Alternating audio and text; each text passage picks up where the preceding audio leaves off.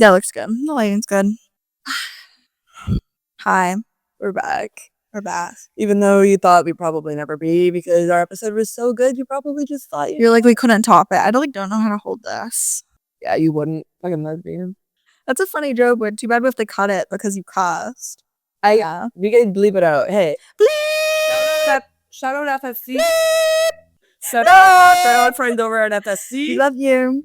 This is me holding up a heart. We love you. We love you. How to screen record. I said I would do this last week, but I don't really know if I have anything fun to show you guys. How to party. We could invite everyone to the party that we just created. Not for peasants. Pressed Shift Command 5. Shift Command 5. I wish I could look up on the internet how to like work certain parts of me. Like I wish. I think I recorded. Oh, that clearly isn't working. I can't tell. I actually could just look up how to fix MLN Club. And then it would just say, yeah, like sneeze one time, cough twice, and then and then that's like the combination of things to fix MLN Club. That's what AI should be used for. Fixing MLN Club. Hello, guys. Welcome back. It's another week. Yes, it is. Sorry, I wasn't listening to anything. That's okay. No, it's okay. It's fine. I was asking how to fix MLN Club. Oh, I wouldn't know. Yeah. No one would. Welcome back. You're listening on. Wait, can we do the thing where we say every other word? Yeah. Welcome back. We love you. You're listening on WNYU on 89.1 FM radio. Woo! If you want, only if you want, then you can follow us on Spotify or Instagram or YouTube. Woo! That was really good. That was good. Well, and we did actually speak that fast. That wasn't sped up. No, it was like we are just that witty. Yeah. So. It's because like there's, you know how like you think that you have a brain here and a brain here? Like there's actually a brain here. Thought you were going to say, I got a brain right there. You can't do. We have children. Whose children? Whose child? Like to know. Anyway, who's the daddy? I'm checking my email. I feel like everything I say now is gonna be like, who's your daddy? Bleeped out by FCC. I feel like I'm honestly like Kimmel right now, getting freaking off air. We're getting the Kimmel treatment, dude. We're getting the Kimmel treatment. Freak. Fart. Sugar and farts. Ooh. That's kind of a good band name. Sugar and farts? Or like sugary farts. Wait, okay. If Alive from New York was a band name, what would the band be called? What would our band name be? If Alive from New York had a band, what would Alive from New York band be called that isn't Alive from New York? Maybe.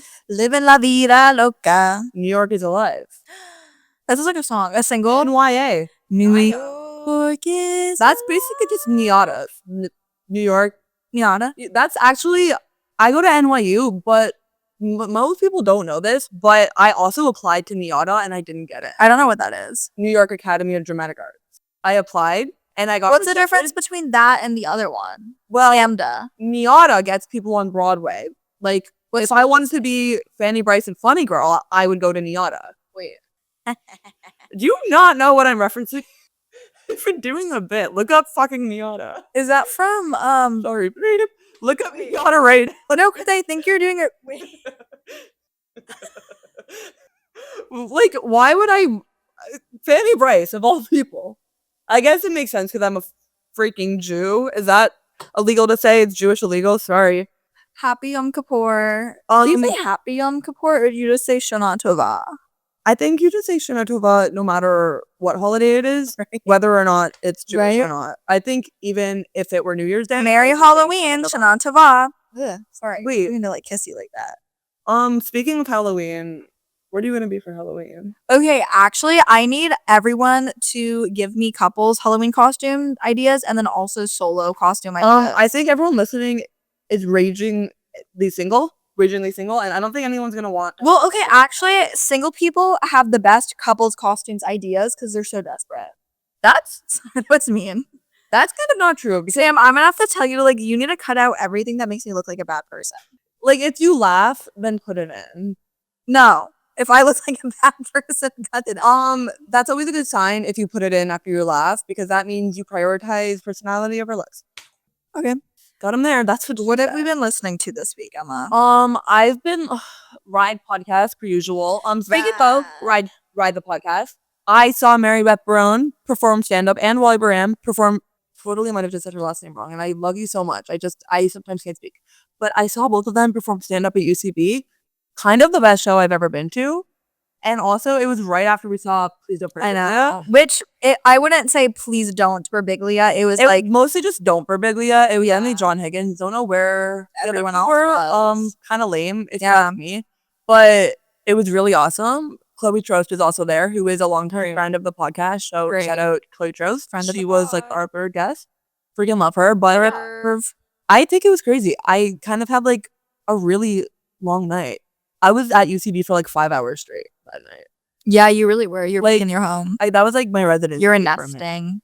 Yeah, honestly, I'm just showing face at UCB, hoping to lurk around and see some of my faves. Oh, also James Austin Johnson was there. Maybe I should. We walked by him, and yeah, I was not. Sarah almost knocked him over, and she apologized. Sarah, which is nice. Like he didn't accept the apology, which I'm a little frightened that they have beef now. Because if you have beef with Sarah James Austin Johnson, then Sarah James Austin Johnson. I was like, if James Austin Johnson, if you have beef with Sarah, we have nothing to do with that. Yeah. Like, yeah, we don't claim Sarah as one of our. She's not even here right now. She left. Like, she flew from the nest. Yeah. Okay. I've not listened. What else have you been listening to? I did listen to Taylor's new album last night. The Life of Show. Thoughts. I'm gonna Google. I'm scared that we're gonna get canceled again, not only by the FFC but by everybody. But I think I just have to listen to it more. I have to let it marinate. I'm all for Taylor Swift being happy. Happy Taylor's always a good sign. What I've heard is that she's like a mean girl in this. She's mean to. I don't really know. I'm not like I haven't really paid attention to. Let's listen to a little after I heard the words like savage and girl boss too close to the sun, which are both lines in some of those songs. Actually, I honestly think that maybe she's trying to like, cause okay, hear me out. Joe is like a poet, right? Joe is a poet. Maddie Healy was a poet. She's writing all these poetry songs for these poetry men. Travis, on the other hand, is like, in the nicest way I could say this, is like a child that has the IQ of like a 2-year-old. And I think that all of these songs are sort of for Travis so he can process them easier than so like, what are you saying that Taylor Swift like bases her life and her career based off the men she's with? I think that a lot of the albums correlate to that. We can trace specific songs back to specific men. And she did specifically say that Travis had a lot of influence on this album. She even announced it on Travis's podcast. So is that like, okay, to like broaden it out a bit, do you think that's anti-feminist? I just think that this album is anti-feminist. Really? I haven't listened to it yet, but I do think that's really interesting. This is like getting weirdly serious. That like, yeah, all of her albums are like for or like in the font of the guy that she's with, or the guy that she's like rumored to be with. I don't even think that's a bad thing. Like, no, like inspiration is whatever, but it is a little like, so what is her identity as an artist? That's true. I think her identity as an artist really lied in Folklore and Evermore, because that's where she was storytelling the most. That's what I thought. Also, Joe helped write that album, and I'm not saying go back to Joe. Don't go back to your ex. Don't go back to your ex. Emma, go back to your ex. Don't tell me. I'm like Ella Enchanted. I have like a curse that will tell me what to do, and then I'll just do it. I'm like Ella Enchanted. Yeah, don't go back to your ex, but I think Joe. That sounds like another song. Don't go back to your ex. Don't go back to your life. Deep is a trap. That sounds like it's less sober. Oh, anyways, I was trying to make a point. Don't go back to your ex, except Joe Alwyn, because he is a poet and he does know it. And what is he up to? I'm gonna Google it. He was actually, there's this movie called Birdie that I think was Lena Dunham's like directorial debut for like feature films. And what's her face is in it? What's their face in it? Bella Ramsey is in it. That's not who. From Andrew Class Girl. Yeah, and it's really funny, and Joe Alwyn is in it. He looks like an animal of some sorts. He looks like baby Simba. Oh, wait, he does. Joe Alwyn Birdie. Yeah, he plays like a prince. He could wait to be king because he didn't want to marry. Cause I just can't wait to be king. I'm like in such a musical mood. Me too. Ever since I saw Heathers off Broadway. Andrew Scott's in it too. It's a really good movie. Shout out Andrew Scott. If you want you should watch this movie. If you want. But only if you want. This movie's really good in our opinions. That doesn't mean it's going to be good for everybody. Look, if you have appreciated our opinions in the past. He's so bad, bro. Sorry. But anyway. That just came out. I didn't mean to do that. It was like a burp. I just think, I don't know. Yeah. I just think she has her muses, and maybe this muse meant to be a muse. You're right. Maybe that's not a bad thing. But I do kind of feel like, honestly, I don't know. You're allowed to beat the dead horse. Like, keep writing about Joe. Keep writing about Maddie. Keep writing about Harry.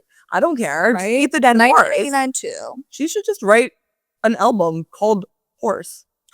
And she's just beating the dead horse for the whole album. She would, I don't know. You know what I think would be really good is a Taylor Swift cover album? A Taylor Swift cover album. Just because I haven't really been vibing with her original songs lately. Exactly. Personal opinion. But like also Taylor Swift's covering like it was gonna sample Father Figure and it didn't. Let me be your father figure. That was disappointing. Yeah. Speaking of muses and men, I feel like you were telling me about your self-realizations earlier, and I feel like this is the perfect place just to be honest and lay it all on the line. Because you know what? As much as we like to serve you, our audience, you all have to serve us. Okay. It's the second episode, and it's the third episode, but the second episode of us just talking back and forth. And I feel like I'm getting to know you guys. I feel like oh my god. What? Sam, you have to cut this. Quinn's gonna be out of town the next 2 weekends. Fuck. Now you have to cut it. What was I talking about? My roster. Sorry. We don't know what we're talking about that yet, though.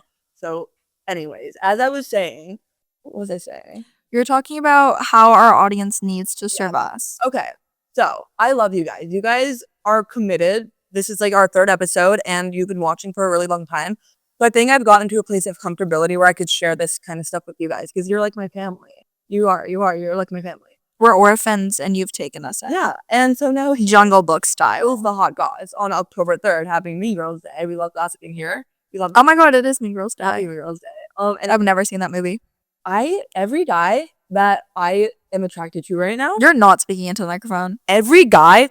Okay, that's a little much. That I'm attracted to right now is a comedian in some way, whether or not he's meant to be a comedian or like a wannabe comedian. They just are interested in comedy, and they're doing something comedy related. And I don't know what's going on in my brain, because it wasn't like this last year. Comedy, always been an attractive sport. Of course, we love comedy as a sport. However, this year, it's really taken a really big lead in my life, and I don't know what to do about it, because I don't need that toxicity in my life. I don't. Comedians are toxic. They will make jokes about me, and I will make jokes about them. And but maybe beautiful. Maybe you just want to laugh. Maybe you just want to giggle. Wait. Emma Lankov needs a man who can make her giggle. I need my comedy muse, and not like Travis Kelce kind of muse. No. I need my Joe Alwyn comedy muse. No. Would you date John Mulaney? Yeah. Are you kidding me? So if you that has to be consider yourself a John Mulaney kind of guy who can make my dear Emma laugh and giggle. Just like that. Hear that every night when you go to bed. Just in your ears a little. I hear it every night. It's one of the perks of living with Emma Lankov. And if you think that you have what it takes. I have a lot of giggles that I'll eventually show you guys. Also, weird, it's like a horn. I'll show you guys my giggle. Yeah. That's kind of what I wanted to get out there, TBHs. Yeah, so if you know a guy or if you are a guy. And in case you are wondering if we will be in the crowd of SNL this weekend, the answer is no. We chose not to. We could if we wanted to, but actually, you couldn't. I was dumb and I only got like one. Well, I was dumb and forgot because I was presenting a freaking spec script to my class. And apparently class is more important than SNL now, which means that my morals have gotten really low recently. Whoa. I was in class doing it. No, I'm not going to say that. Wait, say it. Sam, cut this. It's going to be like too obvious if it's in it, but like I was too busy focused on my comedy crushes in that class to really do anything about it. Wait. God damn. Wait. I was building my roster. What did I do? I don't have a roster. I'm cuffed. No. Damn. It's not even cuffing season. That's if you want season. If you wanted to be gay and date a girl, you could. You know what? And I take comfort in that. I really could. I really truly could. But yeah, you know what? I might get canceled for this, but if it all goes wrong, I'm resorting to lesbianism. Oh my god, I have something to talk about. All right, let's go. My dad was in town this week, and I met him. Yeah, And it went beautifully. I had a good time with him. Bill. I wish he was still here. Willie, he is. He's leaving tomorrow. He makes a good Sarah. He does. So, but we went. He considers himself like a funny guy. He's a funny guy. We went to the Stand on Monday, the free show with Aaron Burke, and let me tell you, I have never been more uncomfortable in my life. Ooh. Hot take. We weren't even sitting in the front row, and let me tell you, the hairs on the back of my neck were up and at 'em. My shackles were risen. What happened? Well, it started with Aaron Burke, as it always does. And if you think we're NSFW, just wait till you get in that audience. Yeah. No, it was just like, okay, this is something I've realized. As a comedian, doing why I find crowd work so intimidating, I don't want to start a conversation with you. Yeah. If I'm like, hey, buddy, what do you do for work? You don't need to tell me your life story. Yeah. You don't need to, it's not a call and response. It's like a one and done situation. It's a one, all I need is one word to kind of get the crowd going. And my dad, Aaron Burke, would be like, hey, why are you here? Or like ask a question that was totally rhetorical, and my dad would like launch into soliloquy. And how did Aaron Burke feel about that? I could like see the anger and annoyance like brewing behind those like little eyes. That's kind of a way to get him though. Like the steam was like rising off. If he asks you a question, just start going in depth to where he can't cut you off, and he's not gonna cut you off. He's just gonna stare at you until he physically bursts from rage. And also, my dad's hearing, not the best. He went to one too many rock concerts in the 60s, eardrums blown out. So he would ask the comedians to like repeat the joke. He was like, wait, can you do that again? That's gotta be like heckling. I was like, are you kidding? I was mortified. And then like, my dad, in the middle of their set? I don't know how you feel about this. How do you feel when you're in New York doing something that's like not connected to being a student, and then someone identifies you as an NYU student? Honestly, like, I think a lot of people get offended by that. Do you like it?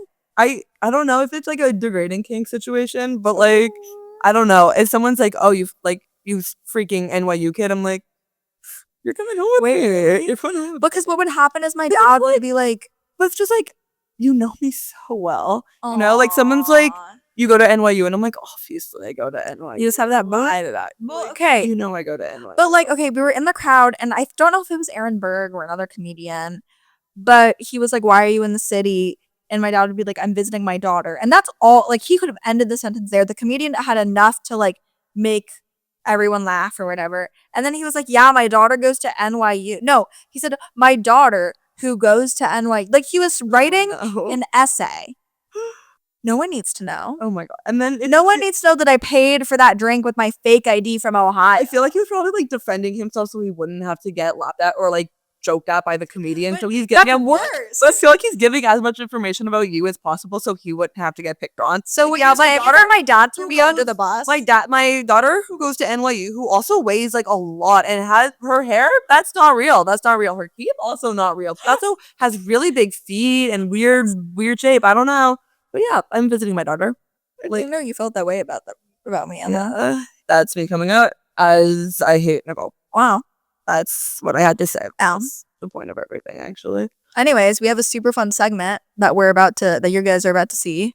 Yeah, it's called, it's called Alive on the Streets. Alive on the Streets of, what if we called it Roadkill? Roadkill, because we kill on the road. That might be dark. Sam, you're gonna cut here. You're gonna give out sailor instructions. You're gonna put the street into right here, and then we're about to do our outro, and then you're gonna come back to here. Ready? I hope you thought that was funny. I know we're hilarious. I really hope you laughed. I know that we're really funny, so I know that you did laugh. I really hope you laughed, and I really hope you liked it, because guess what? We're not going anywhere. And you can listen to us again if you want. If you really truly want, then maybe you should take a listen. We love you so much.